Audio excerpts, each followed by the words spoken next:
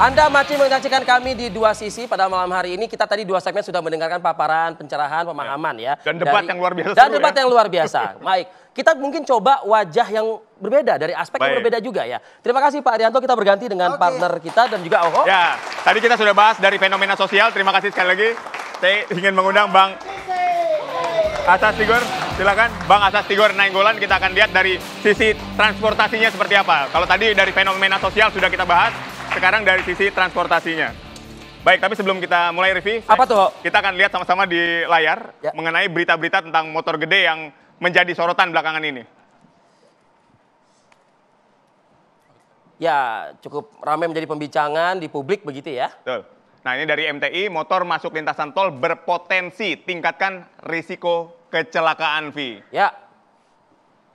Ya, berikutnya ada soal usulan moge masuk tol. Pengamat perlu ada kajian dan aturan yang baru nih. Ini tadi sudah dikatakan oleh Bang Tigor ya. Ya, seperti kita setuju dengan itu ya. Perlu ada kajian. Sosialisasi jangan lupa juga ya. DPR usul moge boleh masuk tol, pendapatan negara naik, atau malah kecelakaan yang justru meningkat ya. Betul sekali. Oke, saya ingin ke Pak Joel Masana mungkin dari Ikatan Motor ya, Pak Joel ya. Pak Joel, sejauh mana Pak? Karena kan kalau kita lihat di media-media sudah cukup banyak, bahkan dari ini juga Pak Bamsud, ya kan, dan beberapa para tokoh-tokoh lainnya, sudah sejauh mana nih konkretnya bisa terrealisasi moge ini bisa masuk tol? Terima kasih. Jadi gini Pak ya, saya melihatnya tentunya bukan berdasarkan ego sektorial, mogenya saja. Oke. Ya. Tentunya tadi disebutkan bahwa jalan tol inilah jalan bebas hambatan yang akan sangat membantu dari segi mobilisasi. Baik yang motor paling kecil sampai motor yang besar. Tapi tentunya itu semua ada stratanya Pak. Yang kedua, bicara soal konkret, kami di motor besar juga nggak membicarakan bahwa hari ini kita ngomong besok masuk tol. Nggak bisa. Tadi Bapak sampaikan data dan lain-lain. Dan tentunya ini yang pertama. Tadi Pak Musti sampaikan mengenai bicara soal disiplin. Pak, disiplin kita ini bukan hanya moge, bukan hanya pengendara truk, bukan hanya pengendara motor biasa, bukan hanya bus. Kecelakaan lebih banyak di mass transportasi Pak. Yang sekarang ini menjadi topik gitu ya. Disiplin itu sekali lagi kami melihat disiplin ini juga bukan dari masyarakat. Disiplin itu tanggung jawabnya siapa Pak? Kan gitu ya. Tadi Bapak sampaikan. Sekarang pertanyaan saya satu. Apakah orang yang tidak pernah belajar bisa lulus ujian? Banyak itu Pak. Tapi punya SIM Pak. Yang nggak kuliah tiba-tiba dokter gitu banyak. Profesor gitu. Banyak Pak. Ya, ini berhubungan kita bicara keselamatan nih. Kompetensinya ada di mana? Adanya di SIM Pak. Ya, kami mendukung program-program pemerintah. Saat ini dibuatkan strata. Saya bicara sepeda motor ya. Ada C sampai dengan 249 cc. C1 250 sampai 499 cc. C2 500 sampai dengan ke atas. Semua itu perlu proses. Nah itulah, jadi naik motor dari motor biasa, proses begitu kita memiliki lebih, mau meningkat dari yang 125, 250. Regulasi diatur di situ. Diatur. Proses mendapatkan SIM-nya, sekarang sudah ada perpolnya. 02/2023 yang terus digodok. Setiap pemohon SIM wajib menyertakan sertifikat dari sekolah mengemudi terakreditasi baru-baru ini Pak. Saya mohon dukungannya supaya ini terrealisasi supaya menjadi disiplin. Satu hal. Lagi bicara. Kan goalnya kan semua nanti ke edukasi tadi itu kan. Siap. Edukasi ujungnya disiplin. Disiplin mana Pak? Penegak hukumnya harus disiplin. Tegas dan walaupun lugas tapi pembuat tegas. Regulasinya juga ya. Bicara soal tadi. Bahas mengenai, ya kita nggak usah jauh-jauh deh Pak, sirine, strobo yang paling gampang. Tindak, semuanya tindak. Kami juga berharap demikian, bagaimana kami mau mengendalikan masyarakat otomotif kami, ya kalau tidak bisa, kalau penegak hukumnya tidak bisa menindak. Dari hulu dan hilir, bisakah memberikan jaminan moge bisa disiplin? Dari hulu dan hilir. Pak, sekali lagi ya, kami ke negara tetangga, ya nggak usah bicara moge Pak, kita nyebrang aja. Tadi bicara Singapura bolak-balik tuh, ngerokok aja belum tentu berani di situ Pak. Setuju ya? Ya gini Pak Joel, itu karena penegakan hukumnya jelas. Ya aparaturnya konsisten menegakkan. Saya setuju dibilang Pak Joel. Apa yang dikhawatirkan? Bang? Yang dikhawatirkan tadi aparaturnya kok. Itu soalnya. Ya. Regulasinya ada kok. Tapi ini kan nggak jalan. Itu akhirnya kembali kalau dikritisi moge masuk ke jalan tol dikritisi itu bukan berarti membenci moge. Ya. Bukan. Nggak menciptakan stigma Pak ya? Bukan. Ini mau menolong. Karena kita tahu betul yang namanya kecelakaan lalu lintas itu bukan cuma kesalahan pengemudi. Selama ini kan aparatur hanya menyalahkan pengemudi nih. Ngantuk lah, kendaraannya nggak layak lah.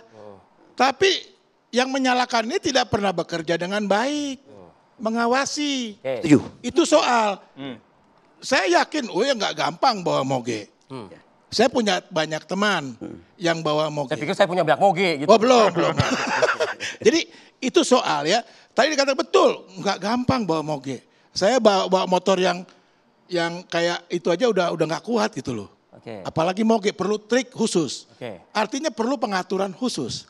Begitu juga supaya selamat ya di pasal 65 PP 23 tahun 2024 tentang jalan tol itu dikatakan sudah diakui kok sepeda motor bisa masuk jalan tol tetapi jalan tolnya harus punya fasilitas.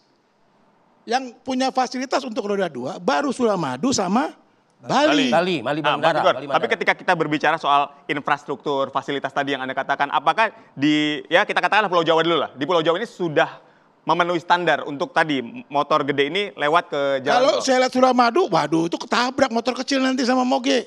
Kecil jalannya. Sama kayak jalur sepeda yang di Jakarta kok.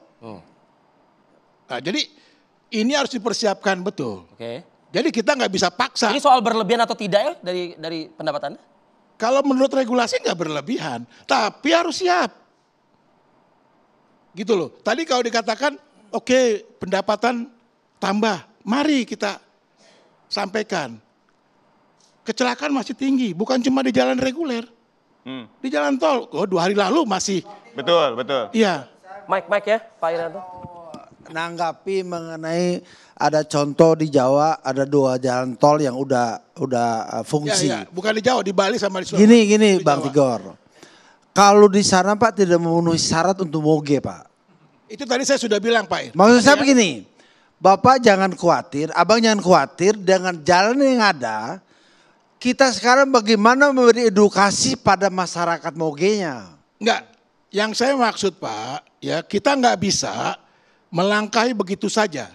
Kita harus siapkan betul. Saya setuju Pak. Kita berangkat dari undang-undangnya dulu. Tugas negara, pemerintah menjaga baru ke aparaturnya. Setiap, nah itu Pak. Jadi makanya saya bilang undang-undangnya. Digodok dulu undang-undangnya Pak. Godok dulu undang-undang. Undang-undang nggak menolak Pak Ir. Undang-undang nggak menolak. Pak, roda 2 masuk jalan tol. Brother baru bilang tidak di ini. Tapi Pak kenyataannya Pak. Pak, Bapak baca lagi deh ya. Jangan berdebat kalau tidak membaca. Baca betul di pasal 65 PP 23 tahun 2024 baru ini. Ya, itu diakui roda 2 bisa masuk jalan tol. Nah, itu yang perlu Pak. Bang Tigor harus bantu teriakin juga. Dengar dulu. Bapak bilang tadi nggak diakui, nggak dikasih. Ada Pak. Baik, sudah ada undang-undangnya ya. Makanya kita dorong, siapkan betul. Gitu loh. Ya, jangan kita adu ya kucing dengan harimau. Itu yang terjadi di jalan raya sekarang ini. Gitu loh. Ya, kalau kecelakaan makin tinggi, saya nggak bisa bayangin tuh ya. Misalnya dicampur Pak ya di jalan tol Ciawi kemarin diseruduk truk itu. Ada juga teman moge lagi ngantri. Itu lebih parah, yang dalam mobil aja parah. Ini kita harus siapkan betul Pak Ir. Ya, nggak bisa kita paksa. Kita harus benar-benar support. Saya artinya tidak menstigma teman-teman moge. Masih ya. Ya, tapi ada aturan. Ya. Ada perhitungan yang benar. Ini masalah keselamatan. Kajian tadi harus jelas ya. Iya. Apa sulitnya Pak Joel untuk mendorong ini bisa menjadi konkret begitu? Gini. Aturan sudah ada. Ya, aturan ada Pak. Tapi yang paling penting adalah sebagaimana melihat secara positifnya tadi. Banyak aspeknya. Multi efeknya banyak banget. Pertama bicara kenapa sih harus ada moge? Ya, Pak, kalau dilihat sebetulnya pemilik moge itu umurnya sudah umur yang cukup mempunyai wawasan, edukasi dan lain-lain. Tapi pentingnya bagaimana masyarakat bisa mengadaptasi teknologi. Lanjutkan nanti. Kan gitu ya.